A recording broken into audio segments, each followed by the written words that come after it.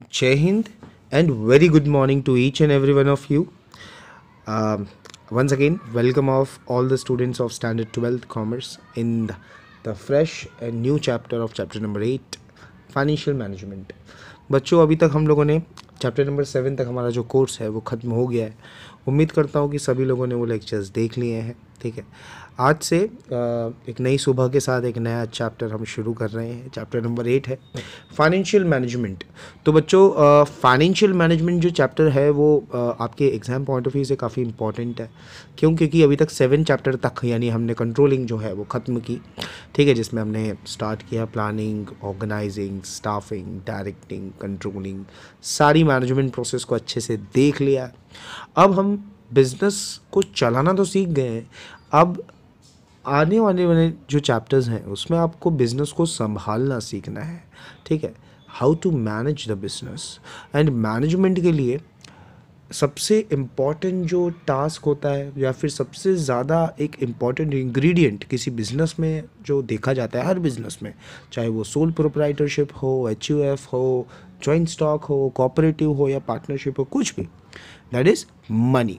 Right, तो money का management बहुत ज़रूरी है बच्चों। इसीलिए ये चैप्टर नंबर 8 कंट्रोलिंग के तुरंत बाद आपके कोर्स में इंक्लूडेड है। इसमें से जो आप सभी को पता होगा कि 30% जो कोर्स है आपका जो रिड्यूस किया गया है, उसमें भी इस चैप्टर में कुछ एक्सक्लूसिव पार्ट है, यानी जो एक्सक्लूड कर दिए गए हैं इसमें से।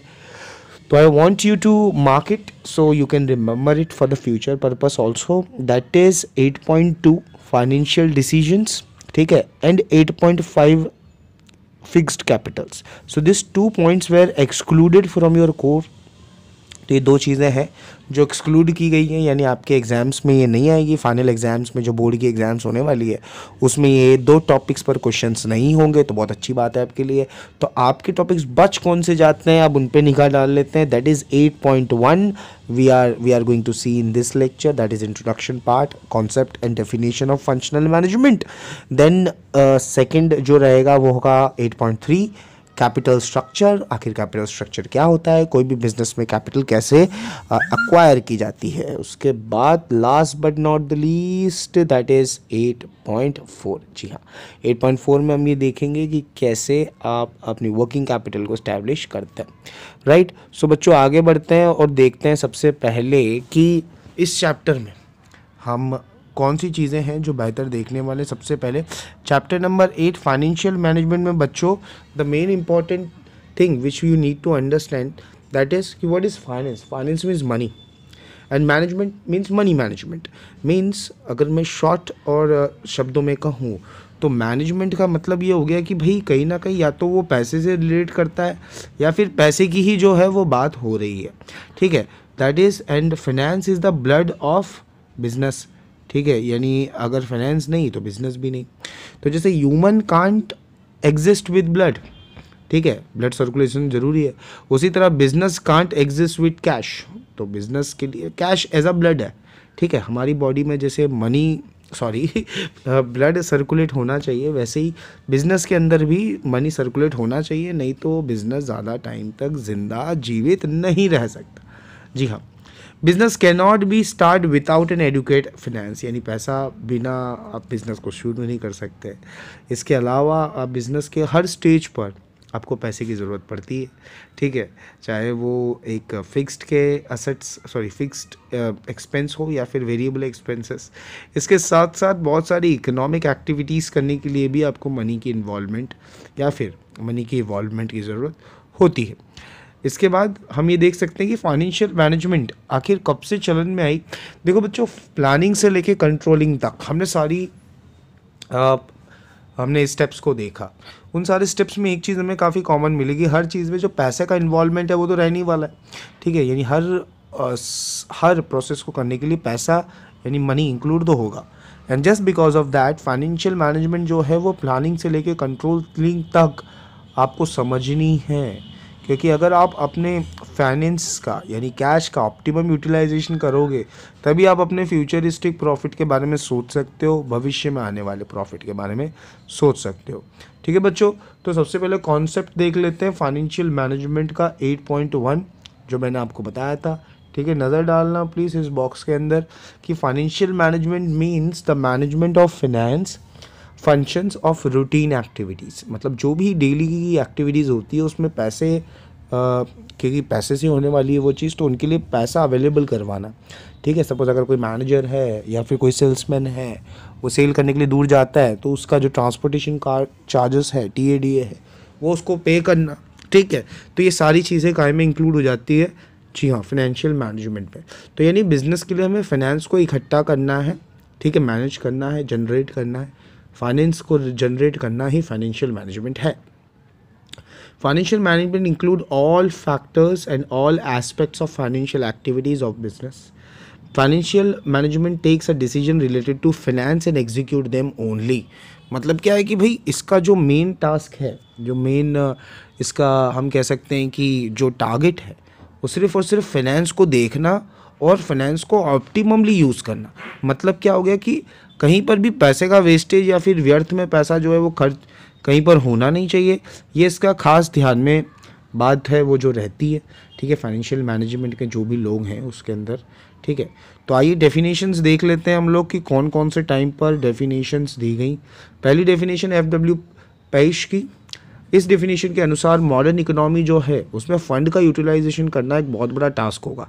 इन्होंने कहा था पहले कि भाई जो मॉडर्न टाइम आएगा उसमें फाइनेंशियल मैनेजमेंट जो कंपनी अच्छे से कर पाएगी वही कंपनी आगे जाकर अपने जॉब्स, अपने टास्क को फुलफ़िल कर पाएगी। ठीक है, मतलब इनका कहना था FW पेज साहब का कि भाई आने वाले समय में जो सबसे इम्पॉर्टेंट मैनेजमेंट होगी वो होगी कैश की मैनेजमेंट। जो व्यक्ति कैश को अच्छे से मैनेज कर पाएगा वो व्यक्ति लंबे समय तक मार्केट में टिक पाएगा। ठीक है, आइए देखते हैं दूसरी डेफिनेशन रेमंड जे चैम्बर्स की। तो रेमंड भाई साहब ने क्या कहा कि फाइनेंशियल मैनेजमेंट जो है वो डिसीजंस लेती है। अब कौन से डिसीजन लेती है? फाइनेंशियल मैटर के, यानी जो फाइनेंस से रिलेटेड डिसीजन है वो कहाँ लिए जाते हैं? फाइनेंशियल मैनेजमेंट में। ठीक है, याद रखना, ताकि वो काम जो है वो स्मूथली चले और उसका रिव्यू बार बार होता रहे।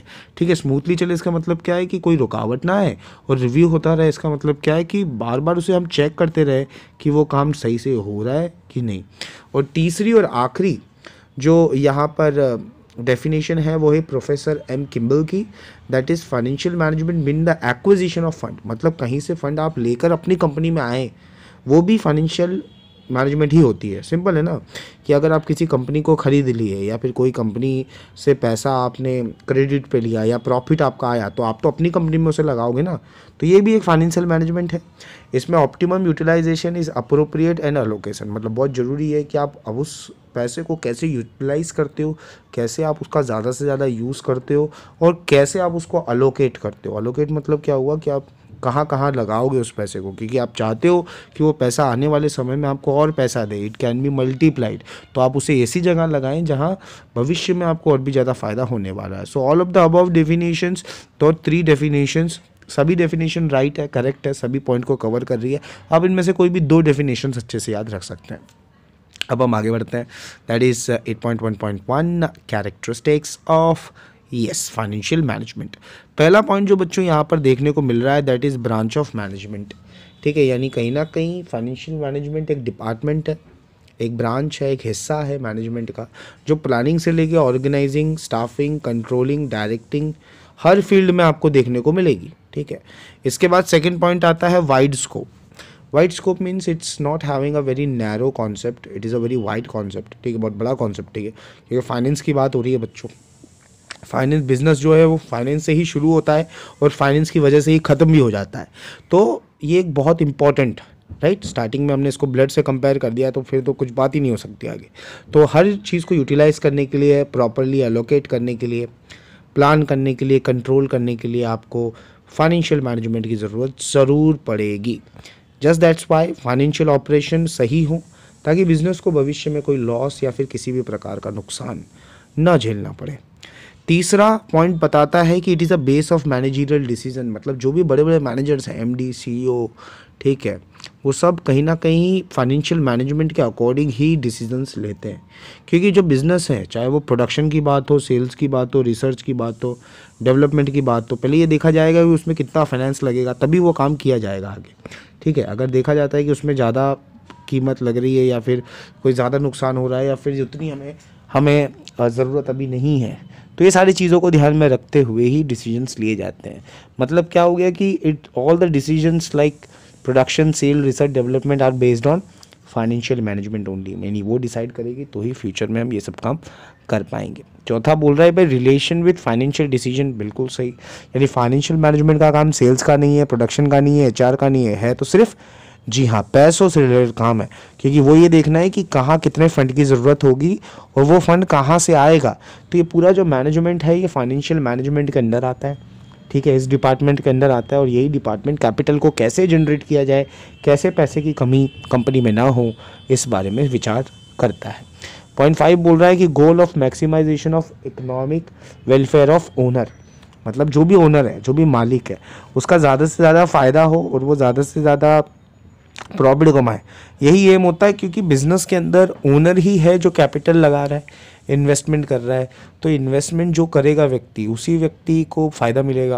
तो सिंपल सी बात है, और वो व्यक्ति चाहेगा क्या कि मुझे ज़्यादा से ज़्यादा फ़ायदा मिले, ज़्यादा से ज़्यादा प्रॉफिट मिले। तो पॉइंट 5 क्या बोल रहा है कि the goal of maximisation of owners wealth and economy, right. Point 6 बोल रहा है की पोजीशन, ठीक है। की पोजीशन मतलब अब जैसा कि अभी तक आपने चर्चा की कि फाइनेंशियल मैनेजमेंट ही है जो सब चीज़ों को गाइड करती है, चाहे वो प्लानिंग हो, ऑर्गेनाइजिंग हो, स्टाफिंग, डायरेक्टिंग, कंट्रोलिंग, ये सारी प्रोसेस हो, ठीक है। यहाँ तक कि जो बड़े बड़े मैनेजर हैं कंपनी के, वो भी फाइनेंशियल मैनेजमेंट के अकॉर्डिंग ही डिसीजन लेंगे। तो सिंपल सी बात है ना भाई कि इसकी जो पोजीशन है वो बहुत इंपॉर्टेंट हो जाती है, इट्स अ की पोजीशन। देन पॉइंट 7 बोल रहा है कि relation with the areas of management, ठीक है। अब मैनेजमेंट में चाहे वो टॉप लेवल हो, मिडिल हो, लोअर हो, इसका जो रिलेशन होता है, जो संबंध होता है, वो सारी पूरी कंपनी में फ्रॉम टॉप टू बॉटम सभी डिपार्टमेंट से होता है, क्योंकि कहीं ना कहीं ये सभी डिपार्टमेंट के लिए कैश जनरेशन और उनके एक्सपेंसेस का हिसाब रखती हैं। सो सेल्स हो, पॉलिसी हो, प्रोडक्शन हो, फाइनेंस हो, सब जगह पर according to it financial management की निगाह होती है। एंड सच एरियाज़ में आप कैसे कम से कम एक्सपेंस कर सकते हो वो भी ध्यान देते हैं, क्योंकि प्रोडक्शन मैनेजमेंट कैसे काम करेगी, मार्केटिंग मैनेजमेंट को कितना पैसा देना है, पर्सनल मैनेजमेंट को कितना पैसा देना है, तो ये सारे जो डिसीजंस है वो भी फाइनेंशियल मैनेजमेंट ही लेती है। पॉइंट नंबर 7, ठीक है, पता चल गया सब लोगों को। अब आते हैं पॉइंट 8, डिवीजन इनटू पार्ट्स, यानी जो बड़ा सा काम होता है वो छोटे पार्ट्स में कैसे डिवाइड किया जाए। लंबा काम, फिक्स्ड एसेट्स, फिक्स्ड कैपिटल कैसे डिवाइड की जाए, ये पूरा का पूरा जिम्मा होता है जी हाँ फाइनेंशियल मैनेजमेंट का। फिक्स्ड कैपिटल को प्लानिंग में प्रॉपर्ली कैसे इंक्लूड किया जाए, जैसे बिल्डिंग, मशीन, लेबर, लैंड, ये सारी चीज़ें फिक्स्ड है, ठीक है। तो while working capital management is necessary day to day, यानी वर्किंग कैपिटल भी चाहिए। असेट है, चलो ठीक है, फिक्स्ड है, बट उससे पैसा तो नहीं मिल रहा, पर जो रोज़मर्रा के लिए भी कुछ पैसे तो चाहिए ना, ठीक है। वेरिएबल एक्सपेंस किसको कहते हैं, वो वेरिएबल एक्सपेंस भी फाइनेंशियल मैनेजमेंट का ही गोल होता है कि वो कैसे इसे उपलब्ध करवाएगी। इसके बाद आता है बच्चों point 1.2, that is objective of financial management. तो दो इसके ऑब्जेक्टिव है, लक्ष्य इसके देखे जाए तो पहला है ऑब्जेक्टिव फॉर प्रॉफिट और दूसरा है ऑब्जेक्टिव फॉर वेल्थ। क्यों? क्योंकि फाइनेंशियल मैनेजमेंट डायरेक्ट कंट्रोल है ओनर के, ठीक है, मालिक के। तो maximization of owner economic welfare ही इसका एम है, यानी ये चाहती है मैनेजमेंट कि ओनर को फ़ायदा हो, क्योंकि कैपिटल उसने लगाई है। शेयर होल्डर भी हैं कंपनी में, वो भी ओनर हैं, लेकिन जो मेन ओनर है, जो भी शेयर होल्डर्स हैं, उन सबको फ़ायदा पहुँचे, यही फाइनेंशियल मैनेजमेंट का एकमात्र सिद्धांत, टारगेट, ध्येय होता है। जिसमें दो टाइप्स यहाँ दिए हैं, पहला वाला है प्रॉफिट का और दूसरा है वेल्थ का मैक्सिमाइजेशन। प्रॉफिट मैक्सिमाइजेशन का मतलब ये है कि भाई इन्वेस्टर कंपनी में ज़्यादा ज़्यादा आते रहें, ठीक है, ज़्यादा से ज़्यादा लोग हैं वो जुड़ें, और वो जुड़ेंगे कब, जब प्रॉफिट बढ़ेगा। अगर प्रॉफिट लगातार बढ़ता रहा और ज़्यादा से ज़्यादा लोगों को प्रॉफिट दिखने लगा, तो ज़्यादा से ज़्यादा लोग मेरी कंपनी में as a share holders include होंगे, डिबेंचर्स इंक्लूड होंगे, बॉन्ड्स खरीदेंगे मेरे कंपनी के, जिससे मेरी वैल्यू जो है वो ज़्यादा हो जाएगी, ठीक है। सो पहली चीज़ तो ये है कि प्रॉफिट को इंक्रीज़ करो, जिससे आपकी इमेज इंक्रीज़ हो जाए और आपके पास कैपिटल भी अचानक आपको मांगना ना पड़े। People use to get trust on you, ठीक है, ट्रस्ट आने लग जाए लोगों को। तो ऐसा अप्रोच अगर होता है आपका, तो आपका ऑब्जेक्टिव ऑफ प्रॉफिट मैक्सिमाइजेशन कहलाएगा, ठीक है। That is point number 1।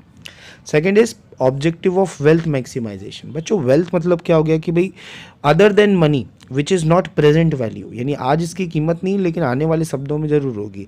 ये हो गया शेयर होल्डर्स की गुडविल, ठीक है, और उसके साथ काम करने वाली वैल्यूज़। कंपनी में ये बहुत ज़रूरी होता है कि वेल्थ को भी मैक्सिमाइज़ किया जाए, भविष्य को देखते हुए कंपनी जो है भले ही एक कंपनी से शुरू हो लेकिन धीरे धीरे 5-10 कंपनियां बन जाएं, ठीक है, यानी इंक्रीजमेंट ऑफ वेल्थ हो, चाहे उसके लैंड खरीदे, बिल्डिंग्स खरीदे, भविष्य के लिए, फ्यूचर के लिए किया जाने वाला इन्वेस्टमेंट भी वेल्थ मैक्सिमाइजेशन का हिस्सा है। तो ये 2 पॉइंट्स थे, ऑब्जेक्टिव थे किसके, जी हाँ, फाइनेंशियल मैनेजमेंट के। मैं उम्मीद करता हूँ आप सभी लोगों को पता अच्छे से चल गए हैं, ठीक है।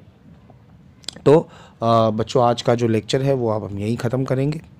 आज हमने क्या क्या चीज़ें सीख ली है, जी हाँ, हमने आज नया चैप्टर शुरू किया, that is chapter number 8 financial management. हमने बेसिकली 2 चीज़ें देख ली है। फाइनेंशियल मैनेजमेंट का मतलब डेफिनेशन, कैरेक्टरिस्टिक्स और ऑब्जेक्टिव्स। उम्मीद करता हूँ आपको पता चल गया।